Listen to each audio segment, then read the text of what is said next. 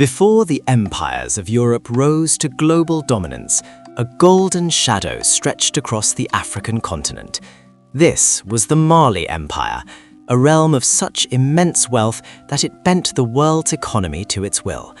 At its peak, Mali was larger than the entire Western European continent, stretching from the shimmering sands of the Sahara to the fertile banks of the Niger River and the Atlantic coast.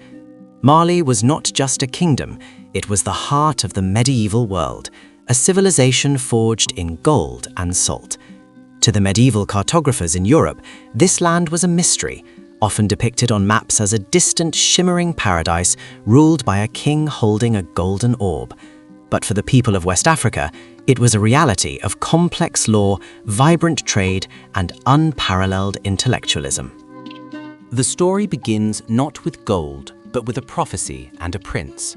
Sundiata Keita, known as the Lion King, was the son of a Mandinka king and a woman named Sogolon, who was said to possess buffalo spirits. Legend tells us that Sundiata was born with a physical infirmity that prevented him from walking. For years he was mocked and eventually driven into exile by a rival half-brother. However, the crippled prince was destined for greatness. The legend says he finally stood after using an iron rod to pull himself up, a rod that bent into the shape of a bow. He spent his years in exile learning the arts of war and statesmanship. In 1235, at the pivotal Battle of Quirina, he returned to face the sorcerer king Sumanguru Conte. Sundiata's victory was total. He did more than just win a battle. He unified the fragmented Mandinka tribes and established the Kurukan Fuga, one of the world's earliest constitutions. This charter established social classes, protected human rights, and even set environmental regulations, laying a sophisticated legal foundation for an empire that would span thousands of miles and last for centuries. Mali's power was built upon two pillars: gold from the southern mines of Bambouk and Wangara, and salt from the northern Saharan deposits of Tagaza. In the medieval world, salt was not a common seasoning, it was a biological necessity and a strategic resource. It was used to preserve food in the sweltering heat and to sustain the electrolytes of people living in the tropics. In some parts of the empire, salt was so scarce it was literally traded ounce for gold. Mali occupied the Goldilocks zone of trade. It controlled the middle ground between the salt-rich north and the gold-rich south. The Mansa, or king, did not just own the mines, he controlled the trade routes. Every caravan that passed through Mali's borders paid a heavy tax in both gold and salt. This created a treasury so vast it was almost incomprehensible. But Mali's economy wasn't just based on extraction. They utilized a silent trade system that allowed merchants of different languages to trade fairly without conflict, and they used cowrie shells as a sophisticated form of currency for smaller daily transactions. Under the reign of Mansa Musa in the early 14th century, the empire reached its zenith.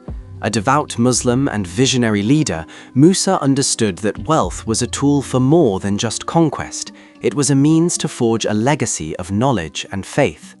In 1324, he embarked on a journey that would forever change the world's perception of Africa, his legendary pilgrimage to Mecca. This was no ordinary religious trip. Musa's caravan was a move-in city of over 60,000 people. He was preceded by 500 heralds, each carrying a staff of solid gold. Behind him were thousands of camels, each laden with 300 pounds of gold dust. As he passed through Cairo, Musa's generosity was so immense that he gave away enough gold to the poor and the local government that he accidentally crashed the regional economy. The sudden influx of gold devalued the currency, causing massive inflation that took over a decade to stabilize. Word of this incredible wealth reached as far as Venice and Genoa, leading European cartographers to include Mali on the famous Catalan Atlas of 1375, depicting Musa as the wealthiest king on earth.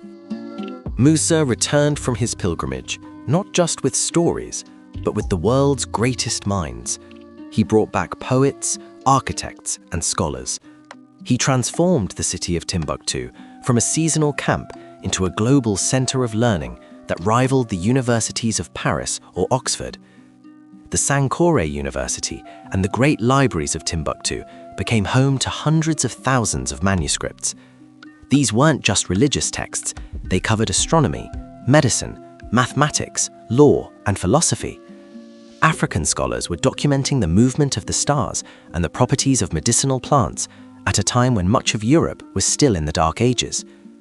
It is said that in Timbuktu, the most profitable business was not the sale of gold or cloth, but the sale of books. This intellectual culture fostered a society where literacy was high and the pursuit of knowledge was considered a holy endeavor. The empire's architecture was equally revolutionary, blending Islamic influences with local traditions. Architects like Abu Ishaq al-Sahili, whom Musa brought back from Spain, introduced the use of burnt bricks and the iconic Sudano-Sahelian style. The Great Mosque of Djenné and the Djingareba Mosque became enduring symbols of Malian ingenuity. These were massive structures made of sun-dried earth and timber. They were designed to breathe, keeping the interiors cool in the desert heat. Even today, the community in Djenné participates in an annual festival to replaster the mosque, a communal act that keeps the history and the structure alive. These buildings seem to grow directly from the African soil, representing a perfect harmony between humanity and the environment. We know much of this history thanks to a unique class of people, the Griots, or Jeliwu. In a society where the written word was reserved for scholars, the Griots were the living archives. They were advisors to kings, diplomats, and musicians. They memorized the genealogies, battles, and laws of the empire through song and poetry. To a Griot, history was not a dead thing in a book, it was a living performance. Without the oral traditions passed down by the Griots, the story of Sundiata Keita might have been lost to the sands of the Sahara. Their presence reminds us that Mali was a culture that valued the spoken truth as much as the glittering gold. But no empire, however golden, lasts forever. Following the death of Mansa Musa, the empire began a slow descent. His successors lacked his diplomatic finesse and vision. Internal disputes over the throne led to civil wars, and the once centralized power began to fragment.